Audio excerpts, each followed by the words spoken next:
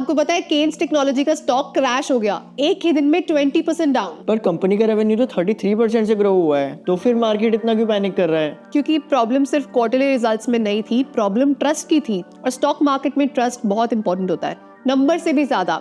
अब देखो Keynes technology actually करता क्या है। ये एक ईएमएस कंपनी है। ईएमएस मतलब इलेक्ट्रॉनिक्स मैन्युफैक्चरिंग सर्विसेज, यानी दूसरी कंपनीज के लिए इलेक्ट्रॉनिक प्रोडक्ट्स और कंपोनेंट्स बनाना, जैसे automotive electronics, railway electronics, medical devices, industrial electronics, aerospace systems. पर प्रॉब्लम आई कहाँ? सबसे पहला इशू आया गाइडेंस क्रेडिबिलिटी में। देखो इनिशियली कंपनी ने FY26 रेवेन्यू गाइडेंस दिया था 4400 करोड़ से 4500 करोड़, बाद में Q3 वीक आया तो मैनेजमेंट ने गाइडेंस रिड्यूस करके 4100 करोड़ कर दिया। पर शॉकिंगली FY26 का रेवेन्यू आया 3626 करोड़, मतलब रिवाइज टारगेट्स भी मिस कर दिए, और Q4 में तो और भी बड़ा मिस हुआ। मैनेजमेंट ने इंडिकेट किया था 1700 करोड़ क्वार्टरली रेवेन्यू पॉसिबल है, और एक्चुअली आया 1243 करोड़, मतलब ऑलमोस्ट 450 करोड़ का मिस। और यही मार्केट का ट्रस्ट शेक हो जाता है। Stock market weak quarter forgive कर सकता है, पर रिपीटेडली रॉन्ग गाइडेंस को इजीली फॉरगिव नहीं करता, क्योंकि इन्वेस्टर्स फ्यूचर एक्सपेक्टेशंस पे स्टॉक बाय करते हैं, स्पेशली हाई ग्रोथ कंपनीज में।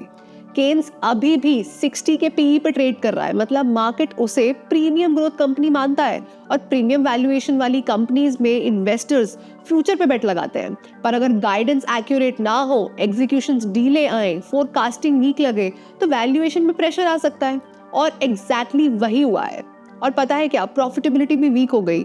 Q4 का रेवेन्यू 26% ग्रो हुआ, पर नेट प्रॉफिट 116 करोड़ से गिरकर 91 करोड़ हो गया, और पैट मार्जिन भी शार्पली गिरे 11.8% से 7.3%। मतलब कंपनी ग्रो तो कर रही है, पर ग्रोथ एक्सपेंसिव होती जा रही है। अब केन्स सिर्फ ट्रेडिशनल मैन्युफैक्चरिंग तक लिमिटेड नहीं रहना चाहती, वो एग्रेसिवली एंटर कर रहा है semiconductors, OSAT, HDI, PCB manufacturing में।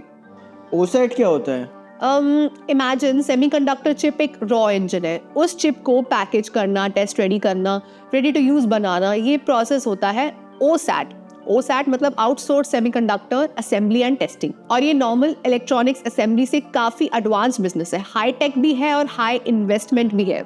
पर कॉस्ट इतने बढ़ क्यों रहे हैं? इसीलिए क्योंकि company semiconductor plants, PCB manufacturing और एडवांस इंफ्रास्ट्रक्चर में इन्वेस्ट कर रही है। कंपनी के टैंजिबल फिक्स्ड एसेट्स ना 790 करोड़ से बढ़कर 1791 करोड़ हो गए, मतलब एम्प्लॉय कॉस्ट भी 76% ऊपर, डेप्रिसिएशन 139% ऊपर। कंपनी फ्यूचर की फैक्ट्रीज और इंफ्रास्ट्रक्चर आज बिल्ड कर रही है, पर उनका फुल प्रॉफिट बेनिफिट बाद में आएगा।